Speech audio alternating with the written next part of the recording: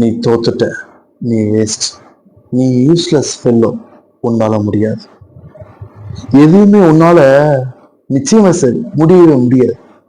இப்படி யாரு இன்னும் உனக்கு உங்ககிட்ட சொன்னாலும் சரி, ஒன்னே ஒன்னு யோசிச்சுக்கணும். பல விந்தணுல ஒரு விந்தணுவா நீங்க மேல வந்தவங்க, தேர்ச்சி பெற்றவங்க. இந்த உலகத்துல பல விஷயத்த தனியா ஸ்பெஷலா ஸ்பெசிஃபைடா காட்ட வந்தவங்க. உங்களுக்குள்ள ஒரு விஷயத்த யோசிச்சுக்கோங்க. எப்படி பல இதுல தேர்ச்சி பெற்று வந்த உங்களை நீங்களா யோசிக்கக்கூடிய சமயத்துல எல்லாமே சரி மாறும். நிச்சயமா உங்களுக்கு நீங்க தான் பி பாசிட்டிவா இருக்கும். உங்களுக்கு நீங்க தான் எனர்ஜி, உங்களுக்கு நீங்க தான் ஒரு பவர், நீங்க தான் எல்லாமே.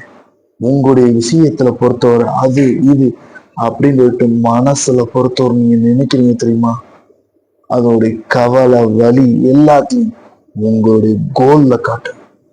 அது அச்சீவா மாறணும்.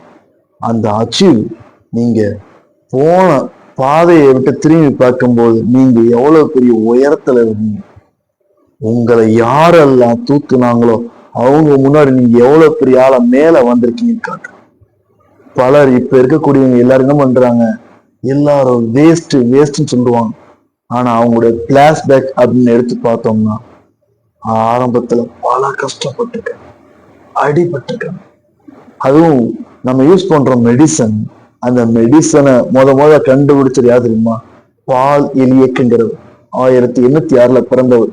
606 அப்படிங்கிற அந்த மெடிசன், அந்த வேதியியல் அவர் கண்டுபிடிக்கும் போது அவர் எல்லாரும் பைத்தியக்காரன்னு சொன்னார்.